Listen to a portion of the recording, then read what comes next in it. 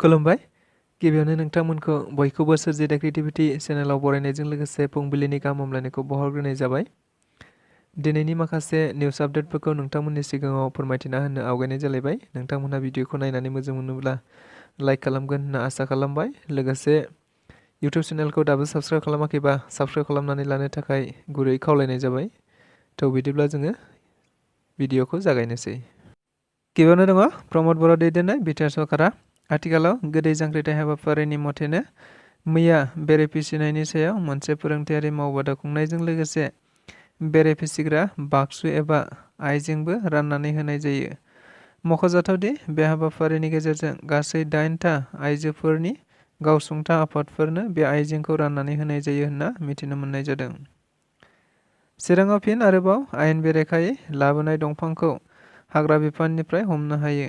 मिथिनाय बायदिब्ला मैया मोनायाव चिरां जिल्लानि सिङाव थानाय उदालगुरि होननाय जायगायाव आयेन बेरेखायै दंफां लाबोबाय थानायखौ हमनो हायो, जेराव गासै गं 7 मोसौ गारिजों लाबोबाय थानाय गासै दंफांफोरखौनो हमनो हायो होननानै मिथिनो मोननाय जादों।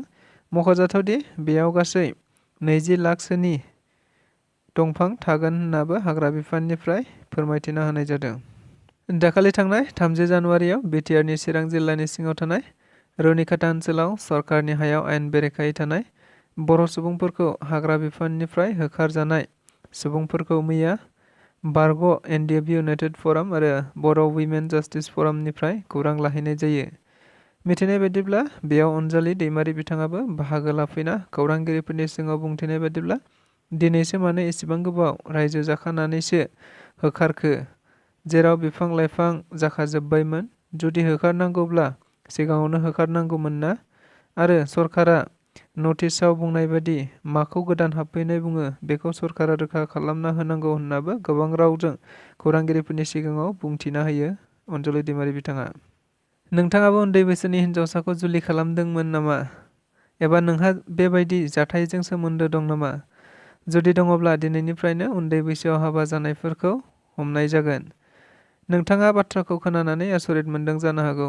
नंगौ, दाखालि आसामनि गिबि मन्त्रि डक्टर हिमन्त बिश्व शर्माया बुंनाय बायदिब्ला आसामाव उन्दै बैसोआव जुलि जानाया बांबाय थानायखौ नोजोर बोनानै बे खामानिखौ मावनो लानाय जादों, जेराव जायफोरा 14 बोसोर बैसोनि गाहायनि हिन्जावसाफोरखौ जुलि खालामगोन बै हौवाया पस्क' आयेननि गेजेरजों थैजासिम जेल जानांगोन आरो जायफोरा 18 बोसोर बैसोनि सिंनि हिन्जावसाफोरखौ जुलि लागोन बिसोरखौ गुबुन गुबुन आयेननि गेजेरजों बायदि बायदि साजा मोननांगोन। नंगौ, बयबो दानिफ्रायनो सांग्रां जादो, मानोना दिनैनिफ्रायनो पुलिसआ बैसोर सुबुंफोरखौ हमनाय जासिगोन।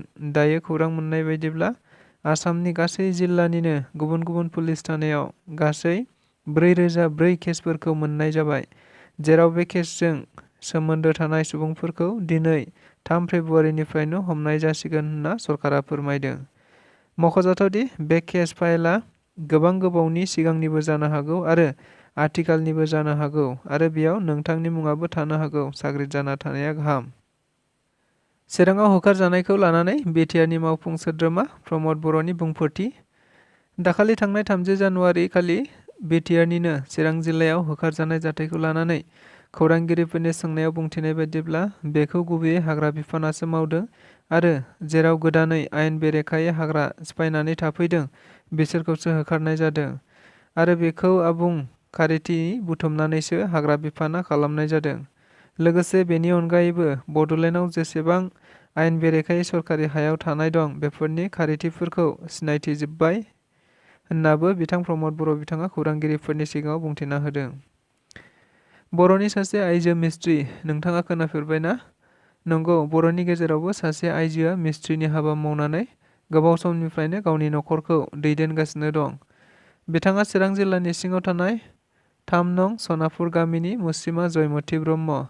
मिथिनाय बायदिब्ला बे बाथ्राखौनो खोनानो मोननानै मैया एमएलए जयन्त बसुमतारी बिथाङा बे आइजोखौ खौरां लाहैनाय जायो आरो बिथांखौ एमएलए जयन्त बसुमतारीआ सनमान होनानै गांसे आर'नाइजों बरायनाय जायो आरो एसे अनसुंथाइबो होनाय जायो होनना मिथिनो मोननाय जादों।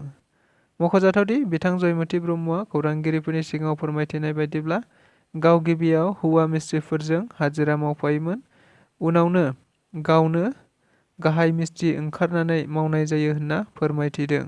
लोगोसे मैया एमएलए जयन्त बसुमतारिया गावखौ न'आव फैनानै सनमान होफैनायनि थाखाय साबायखर बावदों आरो उनाव माखासे अनसुंथाइबो मोनगोन होनना आसा खालामनाय जादों होनना बिथाङा खौरांगिरिफोरनि गेजेरजों बुंथिना होदों।